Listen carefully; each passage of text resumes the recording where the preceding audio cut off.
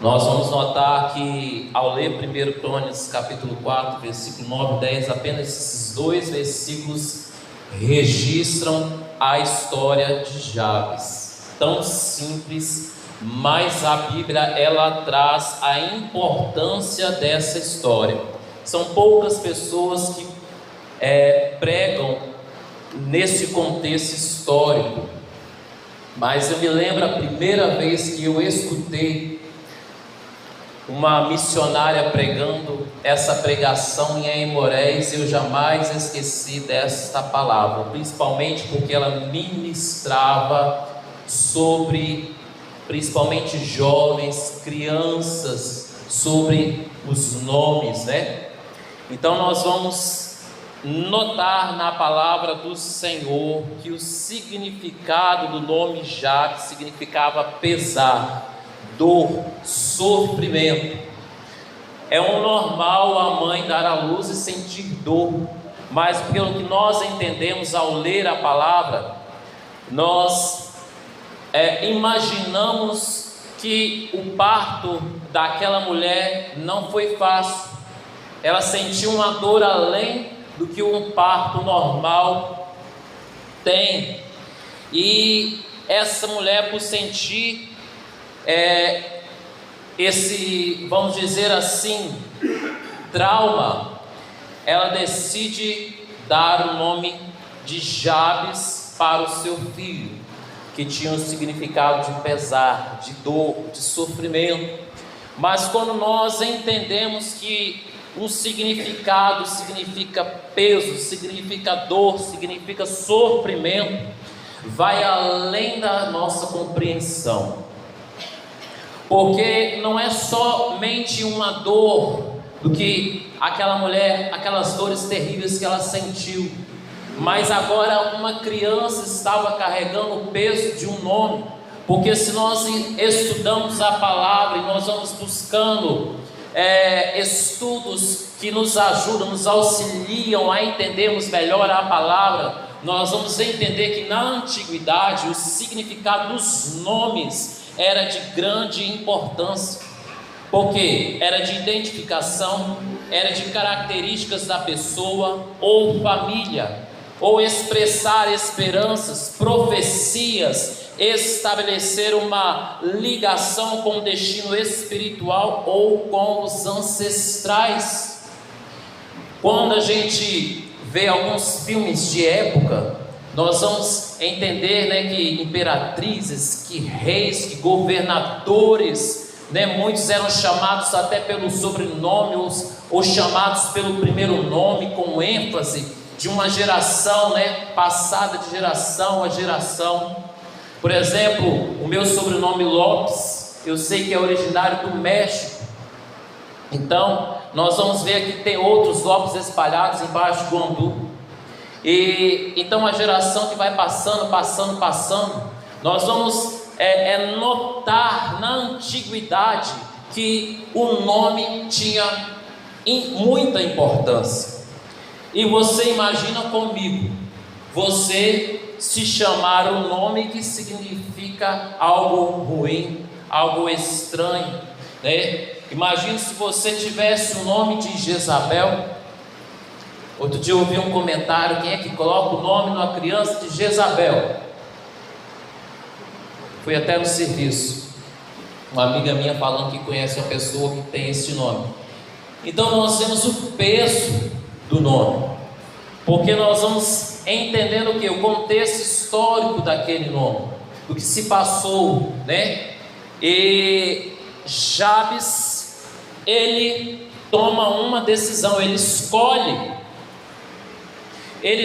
fazer o que? Como diz a palavra, ele invocou, ou seja, ele buscou o Deus de Israel, porque ele não se conformou de estar debaixo da maldição, ele não se conformou de estar debaixo de um jugo, ele não se conformou de estar com o contexto histórico de alguém que passava no meio da estrada e alguém olhava para ele e falava: aquele ali é Jabes. Aquele ali é o que deu dor, sofrimento à mãe. Ou aquele é o que dá dor e sofrimento à mãe. Eu não sei qual é o significado do seu nome, eu sei do meu, mas eu sei que o Deus de Israel é aquele que me abençoa e que te abençoa, amém? Jabes, então, ele escolheu o que? A bênção. Repita comigo assim: Jabes escolheu a bênção. Glória a Deus. Porque ele orou, ele clamou ao Deus de Israel. E o Deus de Israel, irmãos, é um Deus todo poderoso que ele escuta. Até quando aquele que está aflito lá, ele está clamando, e aquele aflito que está lá está num contexto histórico difícil, um contexto histórico turbulento, porque eu não sei qual o contexto, a época, a idade que Jabes tinha quando ele clamou ao Senhor. Porque o que nós entendemos, por ler a palavra, que certamente ele já tinha uma certa idade, certamente já era moço, como ele clamou ao Senhor. Por quê? Nós vamos entender que na antiguidade as pessoas, elas iam aprendendo desde criança, né? E certamente que Jabes já era moço quando clamou ao Senhor. Mas, irmãos, pensa comigo, se você tivesse algo que fosse um peso para você, uma maldição para você, uma tristeza para você, uma condição onde que te chamava para a miséria, te chamava para a dor, te chamava para o fracasso, mas você carregou isso até a sua mocidade. Imagina-se nos dias de hoje, que as pessoas faziam chacota na escola, ou na rua, ou no serviço.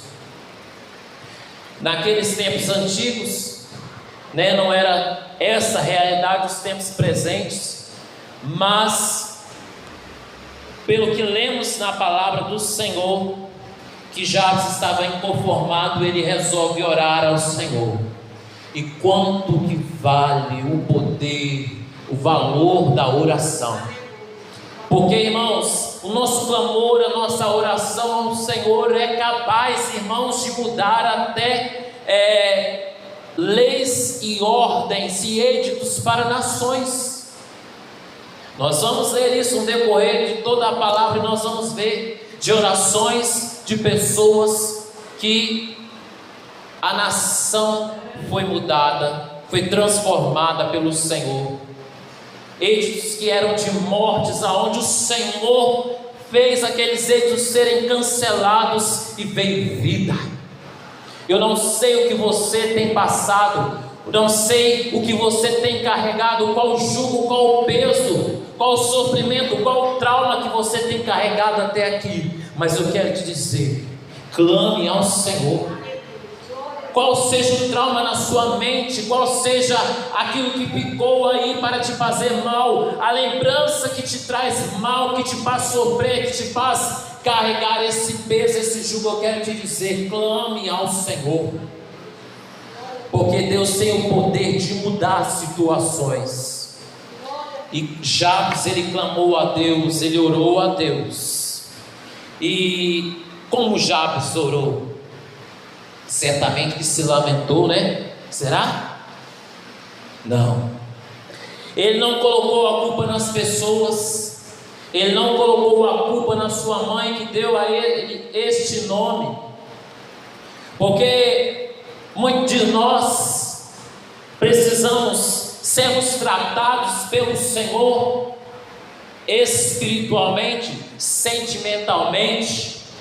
Nós temos que passar por Cristo como um psicólogo para nós, porque às vezes nós queremos culpar nossa família, nossos ancestrais, pelas nossas dores, nossos traumas, as situações, infelizmente, adversas que aconteceram conosco. Mas Jabes, ele não lançou para sua mãe aquela culpa, mas ele perdoou a sua mãe buscando a bênção. Talvez você que está aqui nesta noite precisa simplesmente perdoar alguém. Perdoar alguém da sua família, perdoar algum ente, algum parente seu, para que você possa ser abençoado. Talvez você precisa fazer um autoexame, voltar lá da sua memória e ver aonde você precisa consertar, transformar, liberar perdão, para clamar ao Senhor e a sua história ser mudada.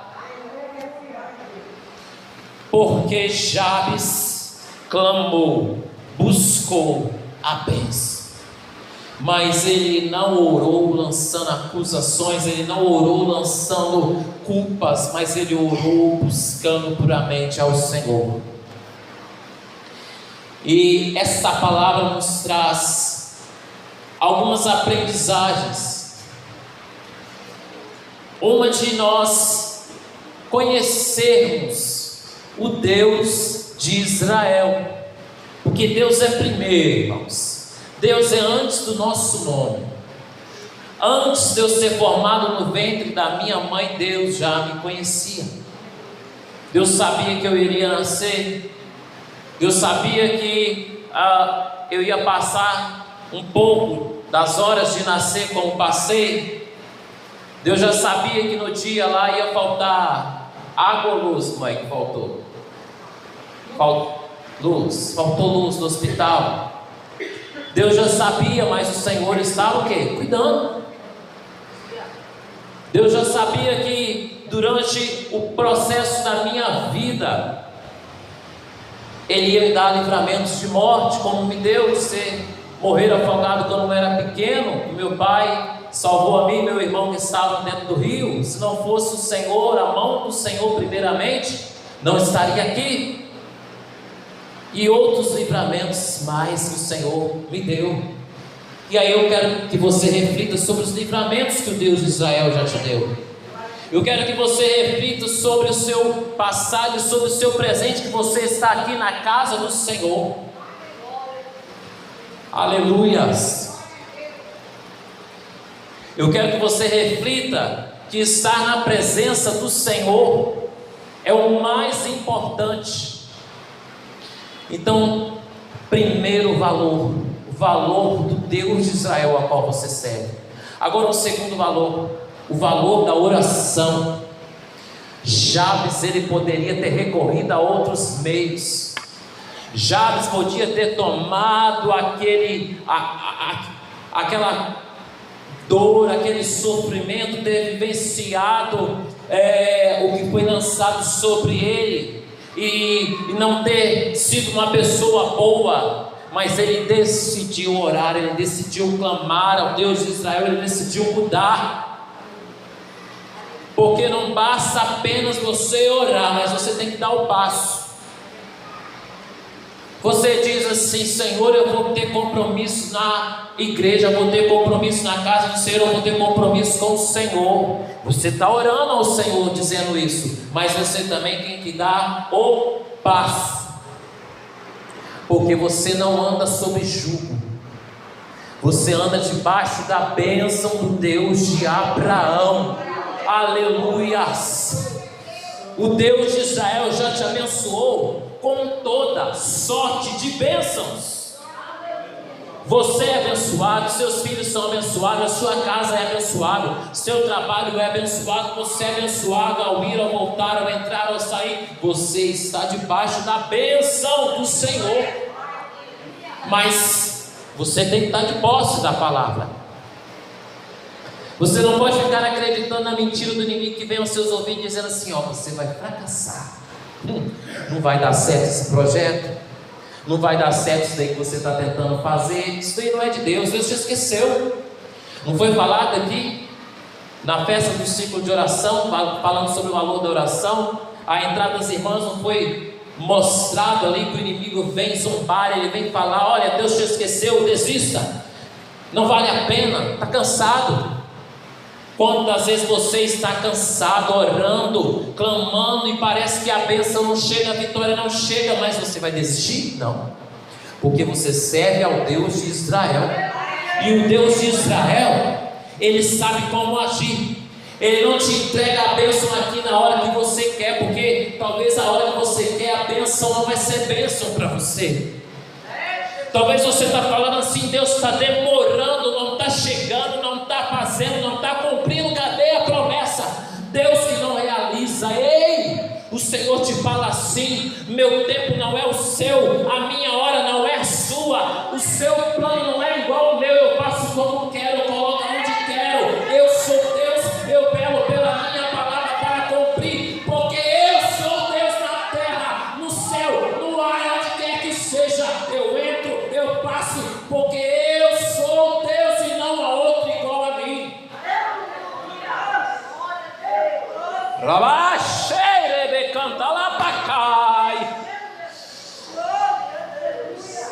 O Deus de Israel, o Deus de Jabes é o nosso Deus. A bênção de Deus é que faz a diferença. Provérbios 10:22 diz: a bênção do Senhor é que enriquece, e Ele não acrescenta dores.